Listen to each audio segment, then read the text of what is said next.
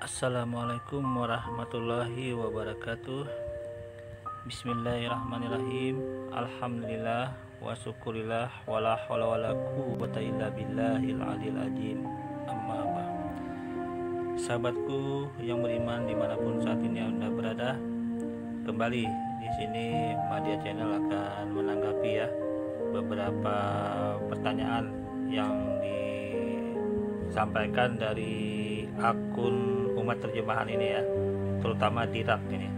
Oke, kita nanti akan tanggapin sesuai dengan ajaran yang Madya pahami, yaitu ajaran Islam. Oke, kita langsung saja mendengar beberapa diskusi yang mereka lakukan di Irak ini. Madya tidak tampilkan mereka ini karena mereka hanya gambar-gambar lab, tidak kelihatan juga gambarnya, hanya gambar-gambar fitur biasa. Makanya Madya dengarkan ini percakapan mereka dalam berdiskusi di Irak ini. Oke, kita langsung saja nanti kita tanggapin. Go. Nasi apa sayuran juga?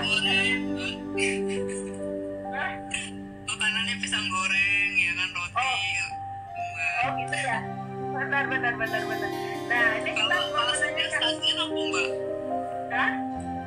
Sesajen itu apa mbak? Itu makanan setan mbak? Oh iya lupa. Oke ya. Sasajen seperti bunga, telur apa lagi itu, telur ayam ya, telur ayam. Iya, dan lupa ya. Nah, ya sesajen itu untuk mempersembahkan ke itu ya, ke setan ya, ke jin atau apa ya, gitu ya. Oh iya. Ya ada sesajen ya, ada kembang, ada pisang juga kayaknya ya, telur. Aku kurang mengerti itu sesajen kayak gitu soalnya. Gitu. Oke. Nah, di sini kita tanggapin dulu argumen yang disampaikan oleh anggota RAK ini yang berbicara tentang sesajen. Bagaimana pandangan Islam tentang sesajen? Sesajen itu tertolak dalam Islam karena itu salah satu yang menuju kemusyrikan menyekutukan Tuhan. Jadi apapun namanya bentuk sesajen yang mengakui adanya kekuatan gaib atau kekuatan di luar yang telah Allah Subhanahu wa taala tentukan, informasikan, maka itu tergolong orang yang musyrik, menyekutukan Tuhan. Kita lanjut. Nah, saya sapa juga nih di sini nih ada Pak Helboy. Shalom Pak Helboy. Selamat berbuka puasa. Oke, ini ada juga Pak Fernando.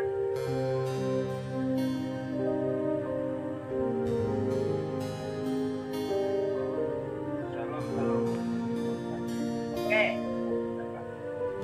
Salam Pak Syam. Salam Pak Sam. Halo.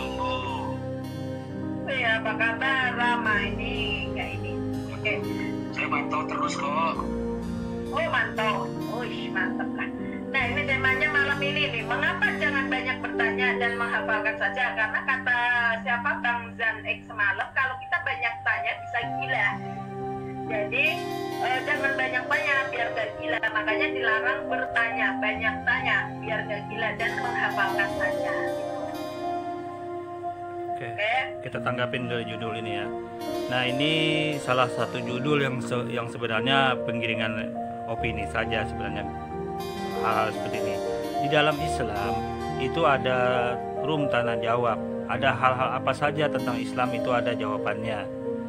Yang dimaksud jangan banyak tanya yang tidak berfaedah, itu maksudnya di dalam Al-Quran, yaitu bertanya tapi yang tidak berfaedah malah merugikan, seperti umat-umat terdahulu yang mana dulu diinformasikan kepada Bani Israel tentang sapi.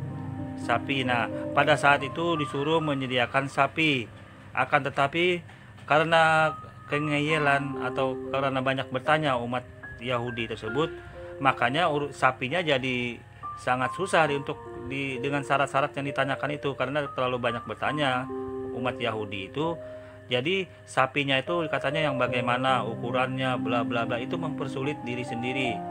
Padahal kalau dia tidak bertanya maka disuruh menyediakan sapi, tentunya sapinya nggak terlalu susah. Begitu ditanya ukurannya, bentuknya, bla bla, jenisnya, warnanya, nah inilah yang sebenarnya diinformasikan di dalam Al-Quran.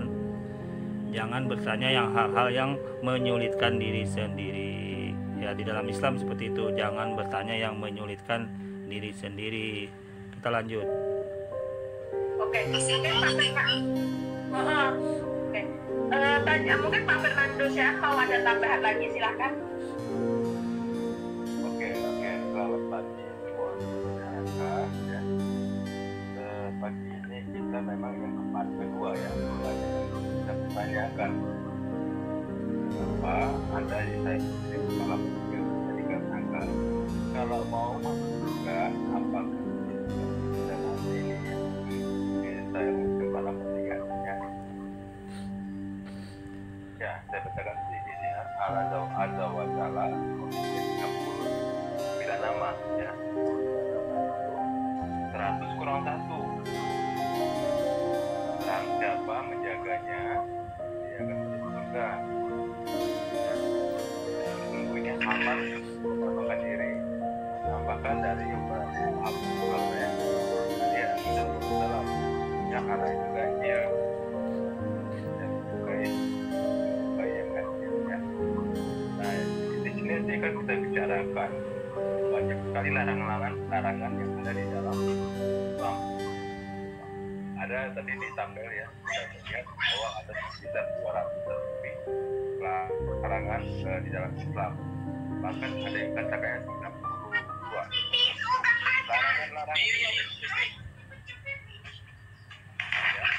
larangan yang ada di dalam Islam itu apakah bisa dapat dilakukan oleh umat Islam ya. Nah, kemarin kita sudah membicarakan bahwa larangan itu ada yang wajib, ada yang tidak wajib. Nah, bagaimana bisa larangan itu menjadi wajib dan tidak wajib? Sementara larangan itu sudah ditetapkan oleh Muhammad. Ya, karena di dalam hadis-hadis itu adalah perkataan Muhammad dan perbuatan Muhammad yang dicatat oleh sahabat-sahabat. Mungkin begitu dulu dari saya. Oke. Nah, di sini Madia akan menanggapin ya dari pertanyaan Pak Fernando yang mengutip hadis Nabi Muhammad SAW tentang Asmaul Husna, yang mana barang siapa yang mengamalkan kandungan makna Asmaul Husna tersebut, maka dia masuk surga. Nah, sebenarnya apa sih dalam hadis ini? Maksudnya Allah SWT mempunyai 99 nama, 100 kurang 1. Barang siapa yang menjaganya, maka ia akan masuk surga.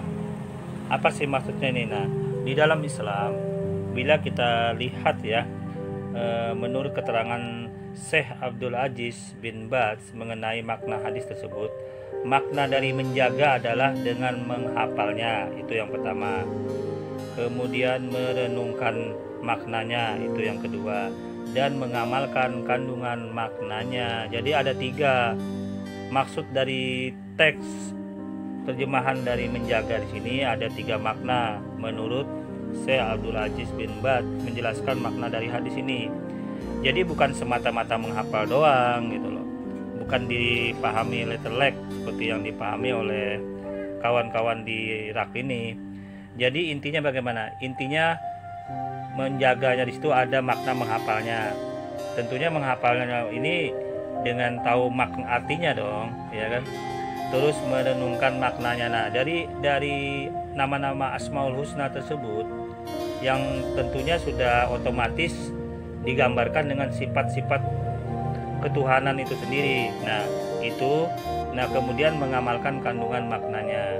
Nah, mengamalkan kandungan maknanya juga sangat banyak pemahamannya, akan tetapi intinya dalam mentauhidkan Tuhan itu sendiri ya. Jadi cukup jelas ya. Jadi cukup jelas bahwa mengingat adanya kebaikan yang banyak dan ilmu yang bermanfaat dalam mengamalkan kandungan Asmaul Husna tersebut, karena mengamalkannya merupakan sebab kebaikan bagi hati, kesempurnaan takut kepada Allah dan menunaikan haknya. Jadi dalam hal ini adalah makna kesempurnaan dalam ilmu tauhid. Umat Islam itu bertauhid, jelas konsep Tuhannya sangat jelas, tidak seperti ajaran kawan-kawan dimana konsep ketuhanannya kan masih belum jelas, masih dicari mana yang benar, mana yang salah. Buktinya apa? Buktinya Oneness sampai Tritunggal sampai saat ini masih saling sesat menyesatkan, sikut menyikut, saling debat. Jadi kan itu artinya konsep ketuhanannya di ajaran mereka ini masih ngambang, belum jelas. Nah, Islam sudah jelas, tauhid. Tidak ada hal-hal yang saling bertentangan dalam tauhid dalam Islam. Ini keistimewaannya Islam ya. Kita lanjut dulu terjemah pertanyaan dari mereka ini.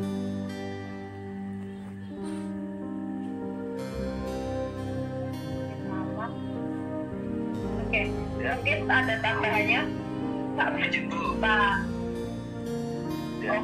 Oke, mungkin Pak Sam ada tambahannya juga Pak Sam. Ya Bu, terima kasih. Jadi kan kita sering mendengar begini Bu, ilmu agama ini tidak terjangkau oleh alam pikiran, jadi ada di atas sana. Jadi untuk menghindari pertanyaan-pertanyaan atau orang-orang yang berani untuk bertanya hal yang sudah jadi sudah dikatakan itu jauh gitu. Jadi orang yang memikirkan atau bertanya itu katanya nanti bisa gila atau bisa sesat gitu. Seperti ketika dia bertanya tidak dapat jawaban terus mempelajari sendiri, dikhawatirkan menjadi gila atau menjadi sesat. Kita lihat sekarang konteksnya banyak orang yang dalam tanda kutip dikatakan sesat justru yang diajari atau yang mendoktrin gitu. Jadi bukan orang yang belajar sendiri atau yang bertanya pada hal yang sangat mendasar gitu. Ya. Tadi saya tertarik itu menjaga itu dalam yang dipahami dalam menjaga itu apa Bu? Menjaga nama tersebut. Menjaga itu apa maksudnya? Menjaganya maka ia masuk surga. Nah itu kan nanti saudara kita yang dari seberang mungkin bisa menjelaskan, karena aku juga bingung nih menjaga dari mana, atau menjaga atau menghafalkan kan kita kurang. Soalnya gini loh Pak, arti kata menjaga yang kita maksud itu belum tentu sama dengan saudara kita dari seberang. Itu seperti contoh-contoh yang lainnya ya Pak, ya Pak Sam ya, mungkin Pak Sam kan udah sering memantau. Terperinci kalau bagi kita kan terperinci itu jelas, terperinci semua jelas gitu ya. Kalau bagi mereka beda terperincinya. Bahkan kata-kata wafat, setahu kita kalau wafat itu meninggal, tapi bagi mereka pun beda, wafat itu tidur. Makanya dari itu kata-kata menjaga, kita nggak bisa mendeklarasi menjaga atau dalam arti menjaga seperti sampah, menjaga rumah. Nah itu kan menjaga ya, atau menghafalkan. Itu kita bingung Pak. Makanya nanti hanya gitu. Oke, kita ulang kembali ya. Jadi makna menjaga karena keterbatasan dari kosakata bahasa Indonesia, maksudnya menjaga ini dalam bahasa Arabnya kan dalam posisi diterjemahkan menjaga nih. Padahal makna bukan menjaga saja dalam makna yang dalam hadis tersebut. Ada menghafalkan, maknanya bisa menghafalkannya, merenungkan maknanya, dan mengamalkan kandungan maknanya. Seperti itu kalau dalam Islam. Oke, kita lanjut dulu ya. Jadi kalau menjaga ini kan kita sering mendengar teman-teman muslim menghafalkan 99 nama itu dalam arti terus mengajarkannya berulang-ulang, dalam arti dia menghafalkan lalu mengajarkannya berulang-ulang supaya pengajaran tentang 99 itu terus tegak gitu kan, ada gitu, terbunyi terus, tidak terlupakan. Nah itu mungkin menjaga, jadi terlestari gitu ya. Nah, saya rasa kalau cuma seperti itu maka ia akan masuk surga. Dalam arti begini, ini membuktikan bahwa jaminan untuk masuk surga dalam agama Islam itu cukup mudah, dalam arti tadi yang kita tanyakan apakah menjaga itu menghafalkannya lalu mengajarkan kepada orang yang belum mengenal gitu. Nah, itu dengan cara yang baik. Nah, ini salah satu cara saya melihat bahwa agama Islam itu cukup mudah lah untuk masuk surga ya, dalam menjadi selamat. Dan jadi pertanyaan, kenapa mengambil jalan yang sulit gitu loh.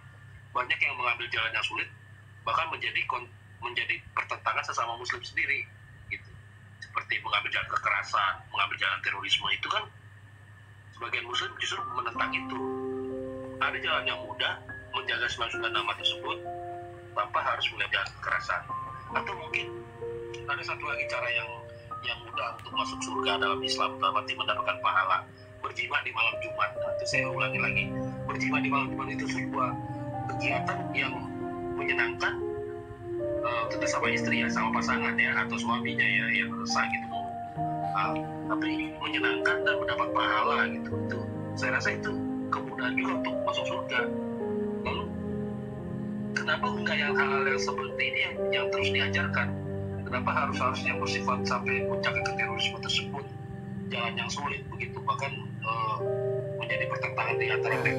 Nah, di sini sebenarnya ya, dari argumen Bapak ini menjurus kepada ya penggiringan opini, ya, argumen yang penggiringan negatif saja. Padahal di dalam Islam sudah sangat jelas, teroris itu bukan ajaran Islam. Ya, kalau ada perilaku-perilaku yang menyimpang itu semua agama, saya kira itu cukup banyak yang terjadi. Saya tidak sebutkan saja dalam hal ini ya. Tapi dalam hal ini planning penggiringan negatif saja dalam ini saya tidak tertanggapin ya. Kita lanjut. Sendiri itu mungkin pertanyaan saya, kenapa hal seperti ini nggak akan diajarkan?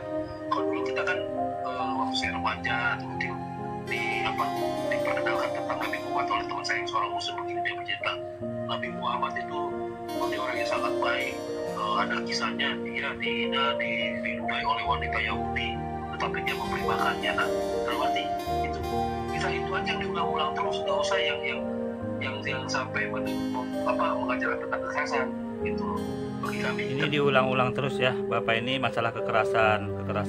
Padahal di dalam kitab suci mereka itu banyak sekali yang anjuran menyuruh membunuh, membasmi suku bangsa Amalek.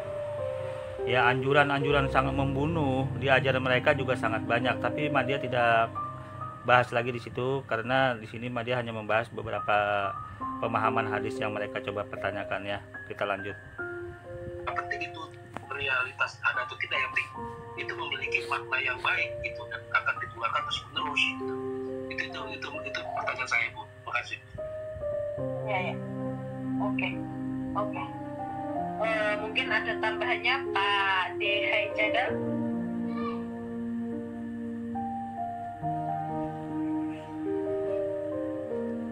Pak Dehai, mute-nya bisa dibuka. Oke. Mungkin Ibu Madya Ngawur, Mbak Madya Ngawur ini, Opium, ada tambahannya atau tanggapannya? Halo. Cek. Halo, Mbak, Ya. jelas nggak? Tunggu saya pakai headset dulu deh biar enak, Mbak. Oke. Bagi yang saya tambahkan ini kan ada postingan 297 larangan dalam Islam. Nah, bayangin kalau ada 297 larangan, bagaimana manusia itu? Kita tahu ada 10 Taurat. 10 itu aja salah satu saja pasti ada yang tidak. Bahkan mungkin semua kita melanggar hukum Taurat itu ya, tidak ada mencuri ya. Nah, ini 297 ya, ada larangan dalam Islam. Bagaimana larangan ini bisa diterapkan umat, tapi akhirnya akan menjadi membohongi yang mereka berusaha berkolaborasi dengan larangan-larangan ini. Nanti coba saya tanyakan kepada teman-teman ini. Oke. Nah, sebenarnya masalah larangan seperti itu keistimewaan dalam Islam ya. Semua kehidupan Islam itu diatur ya. Kalau ada umat Islam yang melanggar, itu artinya melanggar aturan. Bagaimana dalam posisi melanggar aturan? Ya mereka harus bertobat. Tentunya umat Islam pintu ampunan dan rahmat Allah Subhanahu wa taala dalam pintu pertobatan dengan beristighfar, dengan taubatan nasuha, larangan-larangan yang dilanggar, yang setidaknya dilanggar oleh umat muslim itu bakal diampuni ya dengan taubatan nasuha itu. Jadi nggak ada masalah. Larangan tidak ada masalah. Kalau memang dia melanggar berarti ya harus bertobat ya dengan taubatan nasuha, dengan tidak boleh lagi melanggar. Sebenarnya masalah 10 perintah Tuhan saja umat Yahudi kok menjalanin kok sampai sekarang mereka masih eksis. Bahkan yang melanggar hari Sabat ternyata bukan dari orang Yahudi. Hari Sabat malah diganti hari Minggu, bukan hari Sabtu lagi, ya. Membunuh juga ternyata bangsa Amalek, perang salib 1, 2, 3 itu membunuh ternyata. Kalau bagaimana dalam hal ini mereka mencoba untuk berbicara Islam, mendatangi ajaran Islam, tapi ternyata di ajaran mereka sendiri banyak sekali hal-hal yang bertentangan dengan ajaran mereka gitu loh. Termasuk melanggar hari Sabat dan anjuran membunuh, termasuk berzinah juga mereka nggak hukum. Dalam Islam malah berzinah itu dihukum, ada rajam. Sedangkan mereka malah tidak dihukum. Malah dalam posisi itu diinformasikan Yesus melepas perempuan tersebut yang melakukan perzinahan, ya. Kita lanjut. Bagaimana mereka melewati orang? Bahkan ada juga nanti yang ada yang mengatakan 60 ya, 60 dan ya, mana yang harus mereka lakukan. Kita di sini kapasitas kita sebagai orang itu aja ya, jadi kita tidak apa larang ini ada, tetapi sepertinya ya mustahil dilakukan. Contoh. Nah, ini berarti Armando ini meragukan orang-orang Muslim. Padahal dia belum masuk Islam. Padahal kalau dia masuk Islam, mengetahui ajaran Islam, melihat umat Islam menjalankan itu semua, baru dia sadar diri gitu loh. Dia meragukan karena dia di luar Islam, nggak sanggup menjalankan itu. Ya, inilah keistimewaannya Islam, semua diatur, nggak bebas gitu loh. Nggak semua bebas diatur dalam Islam itu. Islam itu sudah diatur, termasuk makanan, nggak makan babi, nggak makan anjing, tidak makan mayat, tidak makan anak bayi. Nah, Islam melarang itu. Beda dengan ajaran yang bebas, yang masuk ke mulut itu nggak najis, nggak seperti itu dalam Islam. Makanan diatur, bersih, dalam bertemu Tuhan bersih, bersuci dulu, nggak asal-asal kotor-kotor badan, habis junub, habis melakukan senggama, tiba-tiba datang ke tempat ibadah menghadap Tuhan, kan itu nggak ada aturannya. Sama saja kita misalkan menghadap pemimpin ya, misalkan kekuasaan gubernur atau presiden atau pejabat-pejabat tinggi, kita harus bersih, berpakaian baru menghadap. Nah, apalagi menghadap Tuhan, bersih jiwa dan raga, batin, jiwa, fisik, jiwa dan raga bersih. Nggak asal-asalan, kotor-kotor. Kalau menghadap kan itu secara logika aja, kita menghadap ke pembesar ya, kepada orang pejabat penting harus bersih, apalagi harus kepada Tuhan. Nah, Tuhan sudah tetapkan aturan, kalau mau menghadap Dia harus bersuci dulu, berwudu, bertayamum, seperti itu. Nah, di ajaran mereka nggak diatur. Ya, di ajaran mereka nggak diatur kotor-kotor, habis makan yang kotor-kotor, makan mayat, makan babi, makan anjing, makan yang diharam-haramkan di dalam ajaran Taurat. Mereka makan, langgar itu. Nah, kemudian mereka beribadah. Jadi intinya mereka berpegang katanya rohani saja yang bersih, nggak usah fisiknya. Padahal manusia itu kan ada fisik, ada rohani diciptakan. Kita lanjut. Mereka seperti salat ya, salat itu kan harus mengikuti apa yang dikatakan Muhammad ya, berrakaatnya, kemudian cara wudunya dan lain-lain ya. Itu kalau mereka tidak melakukan itu tidak sempurna, dan kalau tidak melakukan, kalau gagal dalam salat itu ada hukumannya ya. Satu kali salat itu berapa kali rakaat, berapa ribu kali rakaat contohnya. Nah ini dia akan kita pertanyakan. Sebenarnya masalah wudhu, sholat itu sebenarnya sudah ada sejak zaman kitab Taurat orang Yahudi. Mereka berwudhu, mereka sujud, sholat ya. Kalau dalam hal ini bila umat Islam dikatakan Fernando, itu kalau tidak sempurna bagaimana ya? Kalau Allah tidak akan menghukum orang yang tidak tahu. Jadi sesuai kemampuan umat Muslim itu sendiri yang menjalankan. Kalau kemampuannya seperti itu ya seperti itu, bukan tidak ada hukuman kalau orang yang tidak tahu. Kita lanjut. Begitu Bu Ibu, silakan. Iya, boleh nanya Bu, Pak. Boleh tanya. Pak Fernando, saya mau nanya yang ini dong. Kan ada tulisan sesungguhnya Allah itu ganjil dan menyukai yang ganjil. Nah, kalau kayak di Alkitab kan dia ada ayat pendukungnya ya, maksudnya dalilnya ini ada, bisakah tampilkan ayatnya yang banyak gitu selain ganjil ini gitu? Adakah di Quran Quran Pak? Banyak ya Pak? Banyak ya. Sebentar saya bacakan ya. Saya bacakan aku. Saya bukan. Boleh Pak. Ya, di Sahih Bukhari 2531. Sahih Bukhari 5231. Sahih Bukhari 6843. Sunan Tirmidzi 3428. Sunan Tirmidzi 3429. Sunan Tirmidzi 3430. Sunan Ibnu Majah 3850. Sunan Ibnu Majah 3851. Ustaz Ahmad 7189. Ustaz Ahmad 7340. Banyak sekali. Oke, banyak ya Pak ya. Banyak ya. Tetapi itu kok semua surat Quran, surat Pak? Apa hadis? Apa dari manusia Pak? Oh, hadis saja Pak. Tetapi perkataan Allah itu sendiri?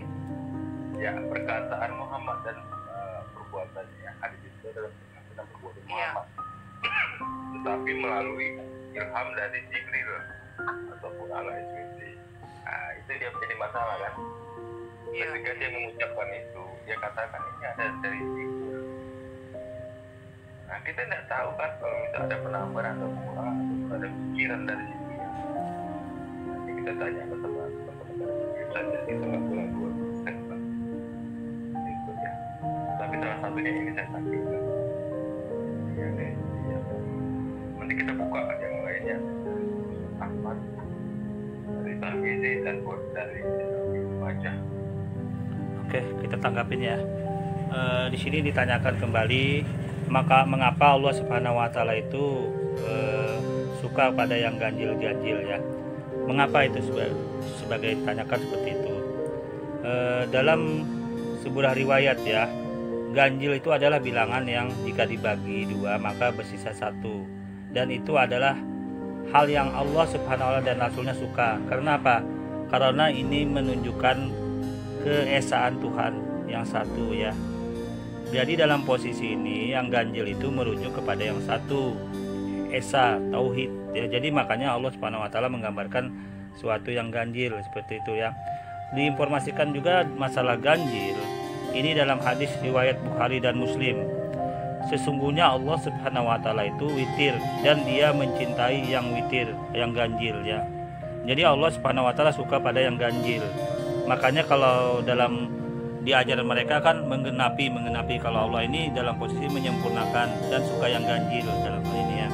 Jadi berbeda. Jadi kalau ganjil itu lawannya genap ya. Allah itu ganjil, witir. Artinya Allah itu esa, tidak ada sekutu yang serupa baginya.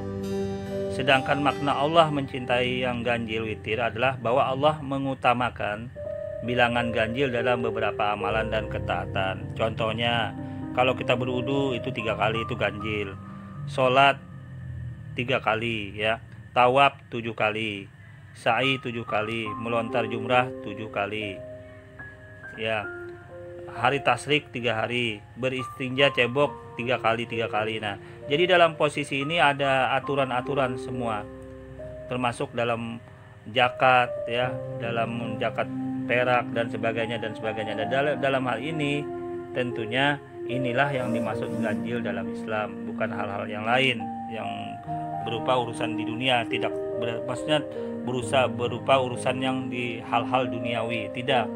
Ini semua maknanya merujuk kepada ketauhidan kepada Allah Subhanahu wa taala, makna yang ganjil. Oke. Jadi di sini poin yang pertama ya, Madia mau simpulkan dulu bahwa pertanyaan kawan-kawan mengapa Islam itu dilarang banyak bertanya yang seperti disampaikan oleh kawan-kawan kita, saudara Madia yang sebelumnya berkomentar itu, mengapa jangan banyak bertanya dan hafalkan saja, ini bukan sebenarnya nggak tepat juga kalau dibuat judul seperti ini oleh Herak.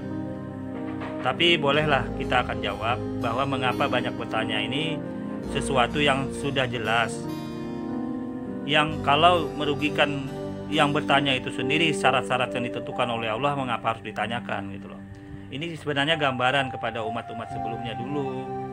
Masalah dulu disuruh mencari sapi, tetapi ujuk-ujuk oleh orang-orang Yahudi pada masa itu bertanya-tanya terus, ujung-ujungnya kan jadi sulit syarat sapi itu gitu loh. Coba andai kata mereka tidak bertanya tentang sapi tersebut, tentunya tidak menambah syarat-syarat yang ditentukan dong, kriteria yang ditentukan tentang sapi yang mau dikorbankan itu, yang mau disediakan itu. Nah, itu artinya banyak bertanya yang seperti itu maksudnya, bukan di lintas yang lain. Artinya hal-hal yang sudah jelas, hal-hal yang apabila ditanyakan mengandung syarat-syarat yang membuat susah kembali, yang buat yang bertanya syarat-syaratnya itu yang dimaksud dalam Islam. Jangan banyak bertanya yang sudah jelas, tapi ingat konteksnya dalam hal itu saja, bukan hal yang lain. Kalau hal yang lain silahkan bertanya sepuas-puasnya. Dalam Islam sangat jelas hal-hal seperti itu, sangat jelas ya. Apapun yang Anda mau tanyakan tentang ajaran Islam silahkan. Insya Allah orang yang ahlinya dalam Islam itu cukup banyak untuk menjawab hal-hal apa saja tentang Islam yang kawan-kawan terutama di luar Islam ingin tanyakan kepada Anda. Demikian ya yang dapat Madia sampaikan untuk saat ini. Poinnya, masalah judul yang ditampaikan jangan banyak bertanya ini juga tidak tepat, tidak terlalu tepat kalau dikorelasikan dengan hal-hal yang lain selain dengan hal yang Madia sebutkan tersebut. Demikian kurang lebihnya, Madia mohon maaf. Assalamualaikum warahmatullahi wabarakatuh.